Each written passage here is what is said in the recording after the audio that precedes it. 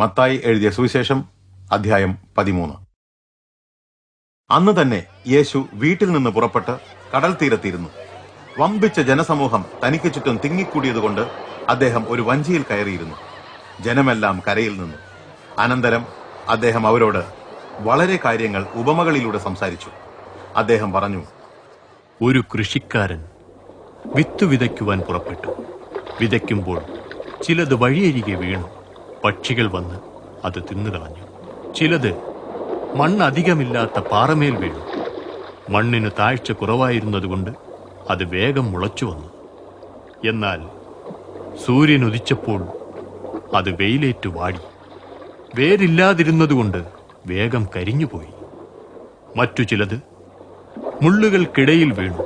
മുള്ളുകൾ വളർന്ന് ചെടികളെ ഞെരുക്കിക്കളഞ്ഞു. വേറെ ചിലത് നല്ല മണ്ണിൽ വീണു. 100, 60, 30 മേനി വിളവുണ്ടായി. ചെവിയുള്ളവൻ കേൾക്കട്ടെ.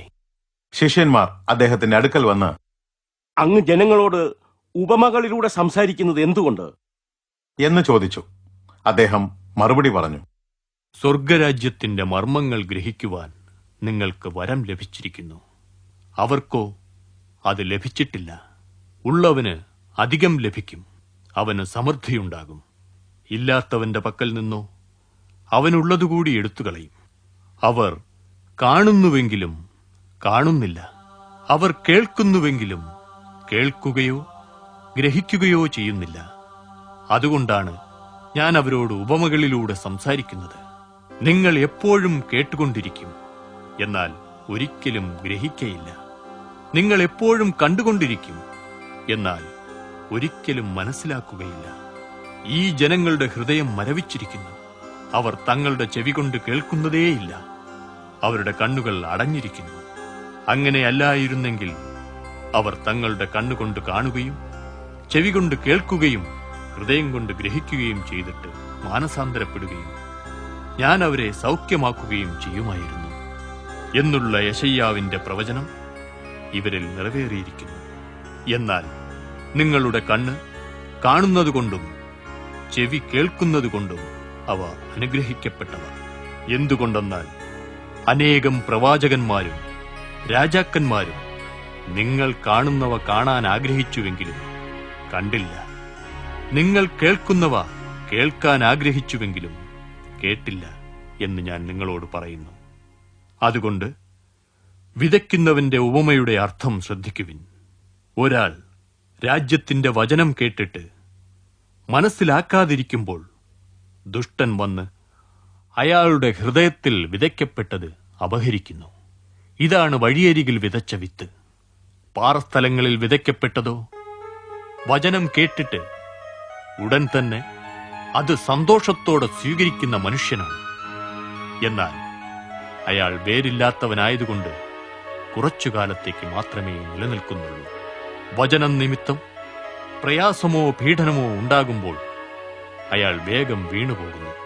മുള്ളുകൾക്കിടയിൽ വിതയ്ക്കപ്പെട്ടതോ ഒരാൾ വചനം കേൾക്കുന്നുവെങ്കിലും ഈ ജീവിതത്തിലെ ആകുല ചിന്തകളും ധനത്തിന്റെ വഞ്ചനയും അതിനെ ഞെരിച്ച് ഫലശൂന്യമാക്കി തീർക്കുന്നതാണ്. നല്ല മണ്ണിൽ വിതയ്ക്കപ്പെട്ടതാകട്ടെ വചനം കേൾക്കുകയും ഗ്രഹിക്കുകയും ചെയ്യുന്നവരത്രേ. അതിൽ നിന്നും 100, 60, 30 മേനി വിളവുണ്ടാകുന്നു. യേശു അവരോട് മറ്റൊരു ഉപമ പറഞ്ഞു. തന്റെ വയലിൽ നല്ല വിത്ത് വിതച്ച ഒരു മനുഷ്യനോട് സ്വർഗരാജ്യത്തെ ഉപമിക്കാം. എന്നാൽ എല്ലാവരും ഉറങ്ങുമ്പോൾ ശത്രു വന്ന് ഗോതമ്പിനിടയിൽ കള വിതച്ചിട്ട് പൊയ്ക്കളഞ്ഞു. ഗോതമ്പ് മുളച്ചു വളർന്നപ്പോൾ കളയും കാണപ്പെട്ടു. ഉടമസ്ഥന്റെ വേലക്കാർ അയാളുടെ അടുക്കൽ വന്നിട്ട്, യജമാനനെ, അങ്ങ് നല്ല വിത്തല്ലയോ വയലിൽ വിതച്ചത്? പിന്നെ കളകൾ എവിടെ നിന്ന് വന്നു എന്ന് ചോദിച്ചു. ഇത് ശത്രു ചെയ്തതത്രേ. അയാൾ ഉത്തരം പറഞ്ഞു. വേലക്കാർ അയാളോട്, ഞങ്ങൾ ചെന്ന് അവ പറിച്ചു കൂട്ടട്ടെയോ എന്ന് ചോദിച്ചു. അയാൾ അവരോട് മറുപടി പറഞ്ഞു, വേണ്ട, കള പറിക്കുമ്പോൾ നിങ്ങൾ അതിനോടൊപ്പം ഗോതമ്പും പിഴുതുകളഞ്ഞെന്ന് വരാം. വിളവെടുപ്പ് വരെ രണ്ടും ഒന്നിച്ചു വളരട്ടെ. അപ്പോൾ ഞാൻ കൊയ്ത്തുകാരോട് ആദ്യം കളകൾ ശേഖരിച്ച് ചുട്ടുകളയേണ്ടതിന് കറ്റകളാക്കി കെട്ടുവിൻ. പിന്നെ ഗോതമ്പ് ശേഖരിച്ച് എന്റെ കളപ്പുരയിലേക്ക് കൊണ്ടുവരുവിൻ എന്നു പറയും. അദ്ദേഹം അവരോട് മറ്റൊരു ഉപമ പറഞ്ഞു. സ്വർഗരാജ്യം ഒരു കടുകുമണിയോട് സദൃശം. അതൊരു മനുഷ്യനെടുത്ത് തന്റെ വയലിൽ നട്ടു. അത് എല്ലാ വിത്തുകളിലും ചെറുതെങ്കിലും വളർച്ച പ്രാപിക്കുമ്പോൾ ഉദ്യാന സസ്യങ്ങളിൽ ഏറ്റവും വലുതായ ഒരു വൃക്ഷമായി തീരുകയും ആകാശത്തിലെ പക്ഷികൾ വന്ന് അതിന്റെ ശാഖകളിൽ വിശ്രമിക്കുകയും ചെയ്യുന്നു. അദ്ദേഹം അവരോട് വേറൊരു ഉപമ പറഞ്ഞു. സ്വർഗരാജ്യം പുളിച്ച മാവിനോട് സദൃശം. അത് ഒരു സ്ത്രീ എടുത്ത് 3 പറ മാവിൽ അത് മുഴുവൻ പുളിച്ചു വരുന്നതുവരെ ചേർത്തുവെച്ചു. യേശു ജനക്കൂട്ടത്തോട് ഈ കാര്യങ്ങളെല്ലാം ഉപമകളിലൂടെയാണ് സംസാരിച്ചത്. ഉപമകളിലൂടെയല്ലാതെ അദ്ദേഹം അവരോട് ഒരു കാര്യവും പറഞ്ഞില്ല. ഉപമ സംസാരിക്കുവാൻ ഞാൻ എന്റെ വായ് തുറക്കും. ലോകാരംഭം മുതൽ ഗൂഢമായിരിക്കുന്ന കാര്യങ്ങൾ ഞാൻ ഉച്ചരിക്കും എന്ന് പ്രവാചകനിലൂടെ അരുളി ചെയ്തിരുന്നത് ഇങ്ങനെ നിറവേറി. അനന്തരം അദ്ദേഹം ജനക്കൂട്ടത്തെ വിട്ട് വീട്ടിലേക്ക് പോയി. ശിഷ്യന്മാർ അദ്ദേഹത്തിന്റെ അടുക്കൽ വന്ന്, വയലിലെ കളകളുടെ ഉപമ ഞങ്ങൾക്ക് വിശദീകരിച്ചു തരണം എന്ന് പറഞ്ഞു. അദ്ദേഹം ഉത്തരം പറഞ്ഞു, നല്ല വിത്ത് വിതയ്ക്കുന്നത് മനുഷ്യപുത്രനാണ്. വയൽ ലോകമത്രേ. നല്ല വിത്ത് രാജ്യത്തിന്റെ പുത്രന്മാരെ കുറിക്കുന്നു. കളകൾ ദുഷ്ടന്റെ പുത്രന്മാരാകുന്നു. അവയെ വിതയ്ക്കുന്ന ശത്രുവോ പിശാചു തന്നെ. വിളവെടുപ്പ് ലോകാവസാനം, കൊയ്ത്തുകാർ ദൂതന്മാരുമാകുന്നു. കളകൾ പിഴുതെടുത്ത് തീയിൽ ചുട്ടുകളയുന്നതുപോലെ ലോകാവസാനത്തിൽ സംഭവിക്കും. മനുഷ്യപുത്രൻ തന്റെ ദൂതന്മാരെ അയക്കും. അവർ അദ്ദേഹത്തിന്റെ രാജ്യത്തിൽ നിന്ന് പാപകാരണമായ എല്ലാറ്റിനെയും അധർമ്മം പ്രവർത്തിക്കുന്നവരെയും നീക്കിക്കളയും. അവർ അവരെ തീച്ചൂളയിൽ ഇട്ടുകളയും. അവിടെ കരച്ചിലും പല്ലുകടിയും ഉണ്ടാകും. അപ്പോൾ നീതിമാന്മാർ തങ്ങളുടെ പിതാവിന്റെ രാജ്യത്തിൽ സൂര്യനെപ്പോലെ പ്രകാശിക്കും. ചെവിയുള്ളവൻ കേൾക്കട്ടെ. സ്വർഗരാജ്യം വയലിൽ മറഞ്ഞിരിക്കുന്ന നിധിയോട് സദൃശം. ഒരു മനുഷ്യൻ അത് കണ്ടെത്തിയിട്ട് മറച്ചുവെച്ചു. പിന്നെ ആഹ്ലാദത്തോടെ പോയി തനിക്കുണ്ടായിരുന്നതെല്ലാം വിറ്റ് ആ വയൽ വാങ്ങി. സ്വർഗരാജ്യം നല്ല രത്നങ്ങൾ അന്വേഷിക്കുന്ന വ്യാപാരിയോട് സദൃശം.